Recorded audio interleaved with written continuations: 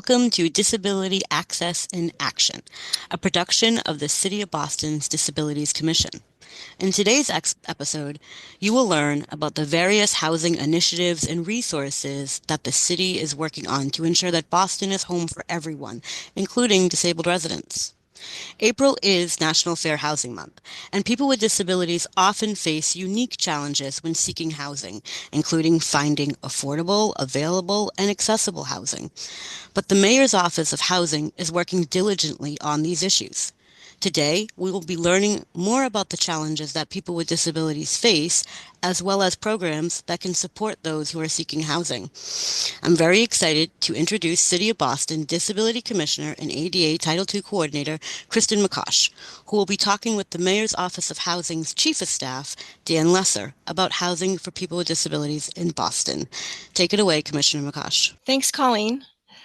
As Colleen mentioned, today's guest is Dan Lesser. He is the Chief of Staff for the Mayor's Office of Housing. I'd like to welcome Dan to the show.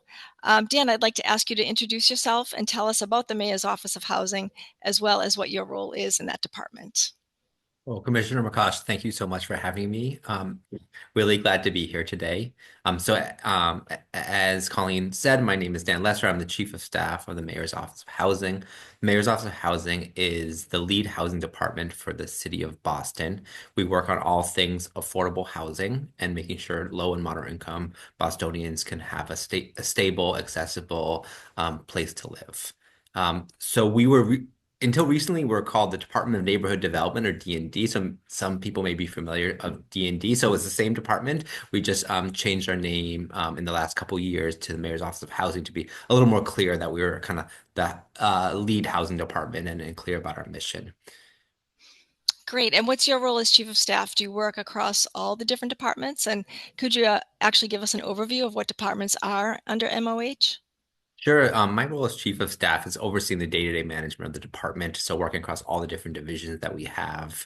And so we have a kind of whole wide spectrum of teams in the Mayor's Office of Housing. We have the Office of Housing Stability that works with people who are currently housed but facing housing pressure, being evicted, behind on rent, fleeing domestic violence, dealing with natural disasters. And so we have a whole team of people who are accessible 24/7, 365 days a year, if somebody is in housing crisis. And we have all sorts of resources from mediation to legal support to financial resources to housing search and so forth for people who are under stress in their housing and need help staying in their homes or finding a new place.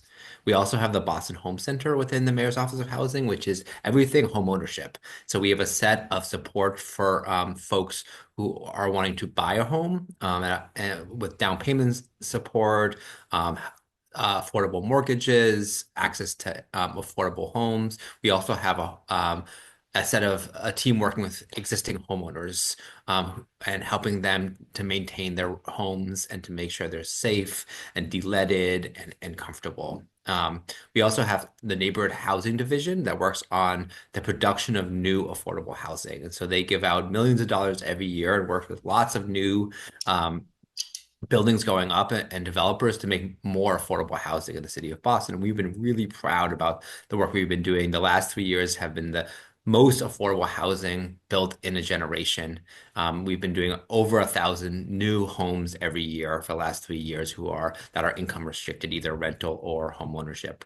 We also have the supportive housing team that works with people who are experiencing homelessness, Bostonians who are experiencing homelessness, and supporting them to find permanent housing opportunities. And so we work with all the shelter providers like Pine Street Inn, like Women's Lunch Place, like St. Francis House, and work with them to make sure homelessness is rare, brief, and non-recurring. So if people are experiencing homelessness, we want to get them out into housing and then make sure that that housing is sustainable into the future.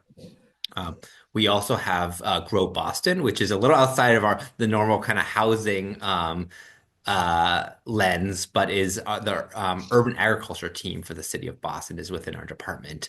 And they work with lots of from large-scale urban agriculture and farms to community gardens to education, everything urban agriculture to have a really resilient local food system. And then we have our housing compliance and asset management team, and that team works with helping people get into housing. So I'm sure we'll talk about it more, but they oversee the Metrolist, which is a resource page to find affordable housing, and then they work to make sure to kind of run the lotteries to get people into housing, and then make sure that the housing is sustainable going forward. Wow, that was a whole lot of Yeah. information. And like you said, we'll definitely drill down into some of it, especially the programs that particularly benefit people with disabilities. I work for the city, and I feel like I didn't even know that whole breadth of work that you do. So that's really good to know. So, as I mentioned in the beginning, finding housing if you have a disability is challenging. And we like to focus on what we call the three critical areas or triple A's of housing as it relates to people with disabilities. And that would be affordable, available, and accessible. Because if you have a disability, you really need to find all three things in order to get housing. And we know that people with disabilities really prefer to live in the community. Nobody wants to be in an institution or a nursing home. So our goal really is to work closely with your office to make sure that we find, develop, support people with disabilities to get housing in these different areas. So let's start with the first of the triple A's, affordable. You mentioned in your intro that you do some work on affordable housing. Could you talk a little bit more specifically about your work on preserving affordable housing in the city and how that whole program works? Sure. So we work really hard to preserve the existing affordable housing that we have in the city of Boston. And we kind of we think about the existing affordable housing in two parts. One part are the affordable housing that what we call is deed restricted. So by the actual deed and by law, the owners of that housing can only charge a certain amount of rent. And so that would include all the Boston Housing Authority homes, and that would include about 20% of our housing stock overall is what we call deed restricted, so income restricted, and you have to kind of prove your income to be able to qualify. We also have what we call naturally occurring affordable housing. So that's like a fancy way of saying that it's affordable, it's market rate, you don't have to qualify for, but it's just below market rents. And I know often that's because the landlord doesn't want to charge the maximum rent. I lived in the first floor of a triple decker for a long time with a landlord on the second floor, and I helped out around the house and had much reduced rent. So there's a lot of stuff like that. And then there's older buildings that aren't, are maybe need some love and care, and they're not charging the market rate price that they could. And so we have strategies for both those kind of income restricted homes and the naturally occurring affordable housing. So we had a really big announcement actually this past Monday for some of our preservation of naturally occurring affordable housing. So we have a program called the Acquisition Opportunity Program. And this is a program where we work with mission-driven developers, and the city gives a grant to those developers to go out in the open market and to buy properties where rents are below market. And we're worried that a new owner is going to come in, buy the building, make a few improvements and then double the rent. And a lot of people get displaced. And we know when homes like that are up for sale, that's the highest risk of displacement. And so we have a program where we work with developers to go and buy those units and then make them permanently affordable and keep everybody in their homes. We think it's the city's best anti-displacement tool. In 2016, we launched that program. We had a goal of doing preserving 1,000 homes through acquisitions by 2030. As of today, we've done 1,347. So we're over Wow. 5 years ahead of schedule. And this past Monday, we celebrated the acquisition of 347 homes as part of the Fairlawn Estates in Mattapan. And that had been a housing complex where a new owner had bought it in 2017, I believe, and raised rents a lot, and a lot of residents were facing evictions. And then we were able to come in, and the city gave $10 million, and then the developer got another $90 million in private loans, and were able to buy it and make it permanently affordable. Wow, that's an incredible success. And I just can't imagine how relieved the residents must have been because, I mean, who can afford, double the rent in just a matter of months? It's really, really challenging. And speaking of affordable, one question that we get a lot is like, what is the definition of affordable? I know the city uses different like percentages and things like that, but sometimes what sounds like affordable on paper or the qualifications doesn't really seem affordable to some people. Can you talk a little bit about some of the formulas? And I know it's complex, but just to give us an overview of how that would work. Sure, that's a great question. I think we're always hesitant to say affordable housing period because it's affordable to whom, and that's different for different people. And so often you'll hear like income restricted um, because of that. So generally, when we talk about income restricted housing, and so this is housing that you have to kind of qualify for based on your income. We usually say it based on the area median income. So that's taking all the incomes of everyone in the Boston regional area and they have an average. And then usually we say it's affordable to people at 80% of that average or 80% of the area median income or 60% of the area median income. And so generally when we do affordable housing, it's everywhere between 30% of the area median income, and that's kind of what we call extremely low income, all the way up to 100% of the area median income, which is more kind of middle income, and that's more of our home ownership. But we try to have as low as possible area median income. So, 50, 60%, 40%, because in Boston, I think the challenge is the Boston median income and the regional median income are not the same thing, but by federal regulation, we have to use this regional median income. Okay. I know it's really complex, and I know your team does a great job explaining it. So, if our viewers do have specific questions, we'll have information at the end of this interview about how you can contact the Mayor's Office of Housing. That definitely, and we have it if you Google Boston area median income, there is a page that'll come up that will show you for every like family size and every percentage exactly what that number is. Okay. And just looking at trends nationally, we know Boston has a very high cost of living. Housing prices are one of the highest in the nation. So it's really important that we do this affordable housing programming that we're working on. But because it's so expensive, people aren't really moving out of units that they have. So this limits the availability of housing, whether it's to buy or to rent. But I wanted to talk a little bit about available housing, accessible housing. Can you talk at all about how someone with a disability could find an accessible unit and how that works? You did mention Metrolist. Could you talk a little bit more about that? Sure. I know it can be really challenging to find a housing in the city of Boston, affordable or not. And we've been working hard to try to make it easy as possible to find the affordable housing opportunities in the city of Boston. So there's two main ways. So first, the best way would be Metrolist. And so that's a web page on the City of Boston website. If you Google Metrolist, it will come right up. It's also a newsletter you can sign up for that we email you weekly. And so this is a place that any affordable housing in the City of Boston is required to post when they have openings. And so any new development will post and say, we have 12 units. Here's, three one bedroom, four two bedrooms, and then we'll give you an opportunity to apply.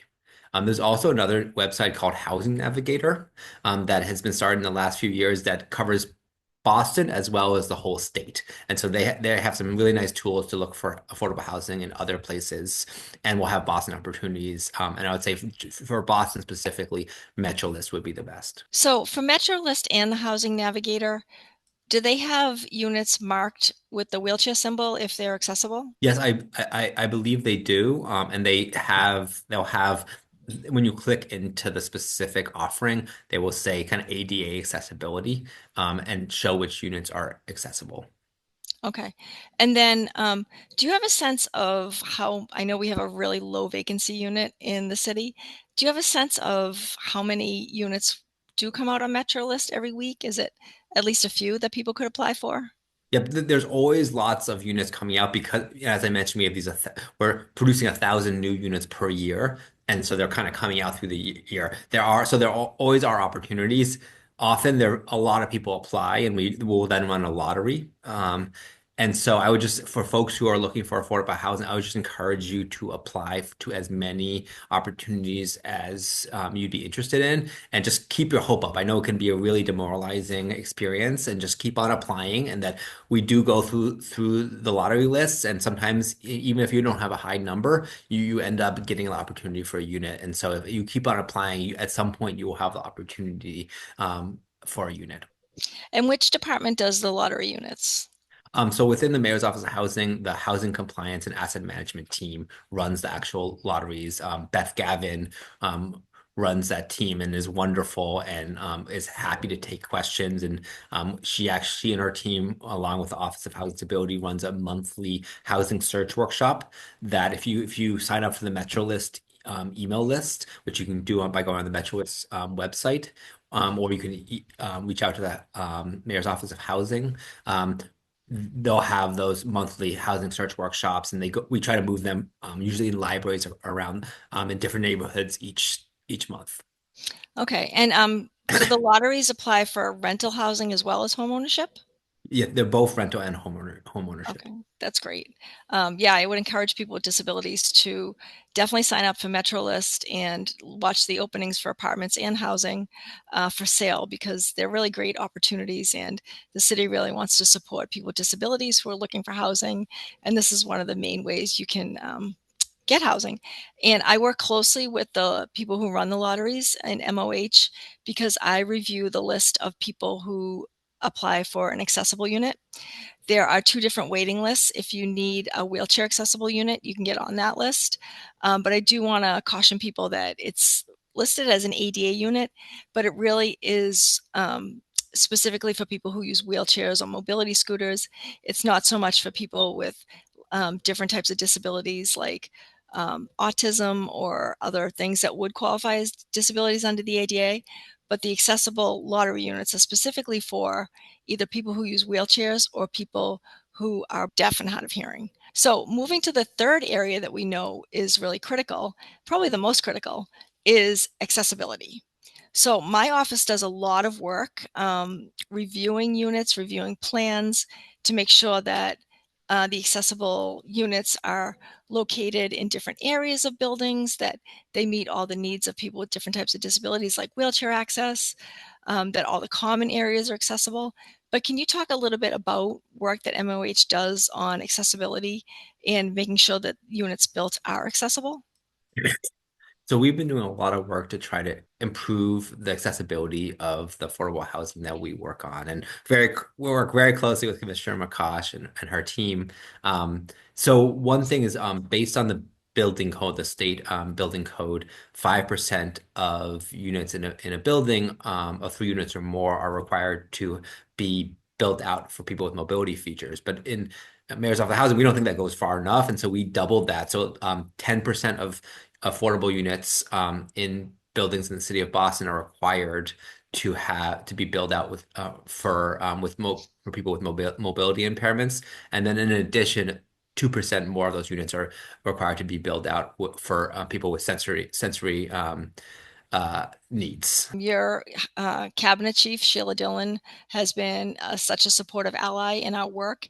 And the change from 5% to 10% happened a few years ago. And we just can't thank your office enough for the work it does because that makes a big difference. We feel like every unit we get that's accessible is a victory. So to have this systemic requirement is really increasing the number of wheelchair accessible units in the city. So thank you so much for your work on that. Course, no, we're really excited about it and want to think about how we keep on making our the buildings that we're supporting be even more accessible. And so, other thing that we've done recently is um, for any building with an elevator, all the units in that building is required to be built out for people in wheelchairs, have the able kind of range of motion for people with wheelchairs and be ready to be fully built out for mobility impairment. So it won't have like the grab bars. It might not have the like under kitchen space, but we would have a removable cabinet to create it. There'd be a space for the grab bar. So every unit in a building with an elevator, which is most of the stuff of the buildings that we support, would be ready to be built out. And so I think we're trying to just make sure that as much as possible, it's possible to adapt the units as needed. I was going to say, yeah, we call those adaptable units. And also, the term that we use now is called visitability. So, if you live in a new apartment, if you live in an older apartment in like a 2 or 3 family home or building, it's chances are if you have a disabled friend or relative, they wouldn't be able to come visit you. So what we prioritize in new construction is making sure, like you said, that there's an elevator in the building, that the doors are wide enough for anybody to come in and visit, that there's a bathroom on the first floor that people can use. So it's not fully built out as what we call a group 2 unit, but it's accessible enough that somebody could come visit, have dinner, or just visit family and friends. And that really improves quality of life for people with disabilities in Boston. So we really appreciate that you prioritize that as well. Yeah. And as you were mentioning, all of our buildings have accessible entrances, have accessible paths to all common spaces, and at least one accessible parking space. Yep, that's, as we know, parking in Boston is really critical.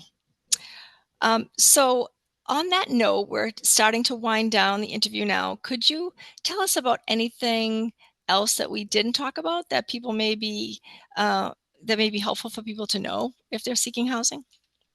I think I mentioned it earlier, but the housing search workshops that we do, I would encourage people to consider attending because it can be confusing to navigate how to find affordable housing or income restricted housing in the city of Boston. Feel free to reach out. We have staff who'd be happy to get on the phone or the best or meet to discuss and help navigate the process.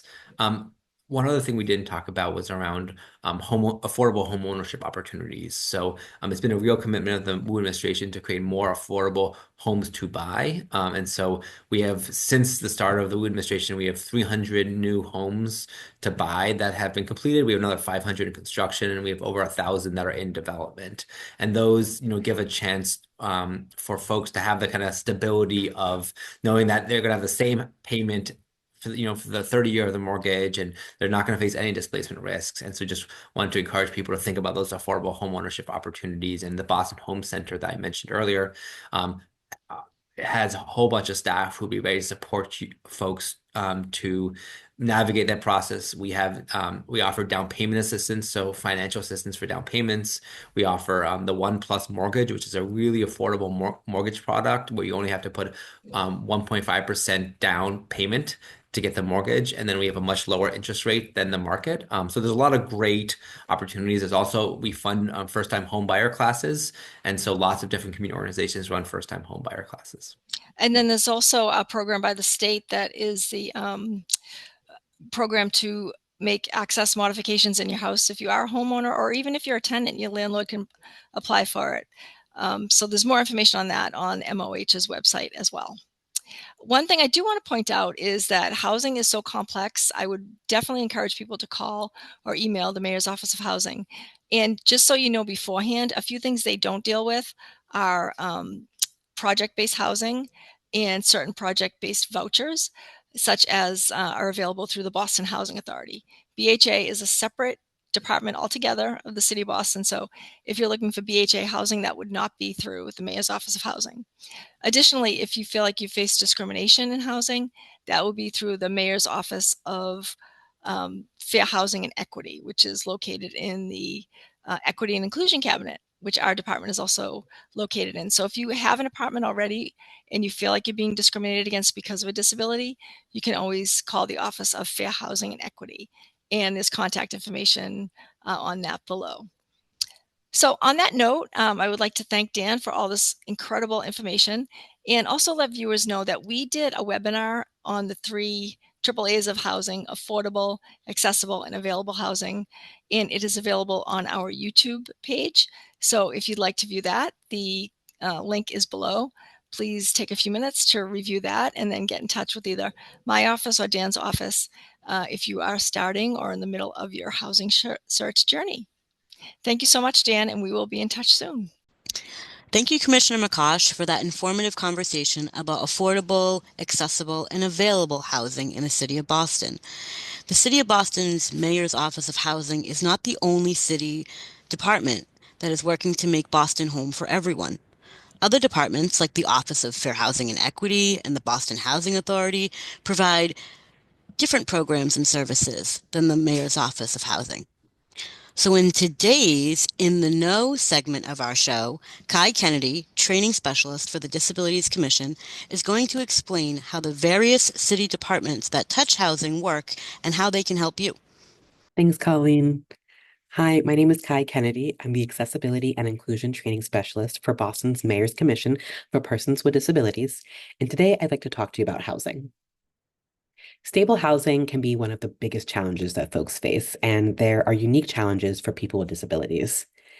Thankfully, the City of Boston has many offices that work to help support our constituents with all of their housing needs.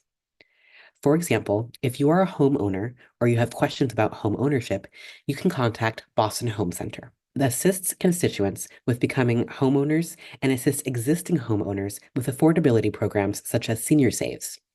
This program helps seniors with replacing failing heat. Housing Stability, another division of the Mayor's Office of Housing, can assist constituents who are facing eviction.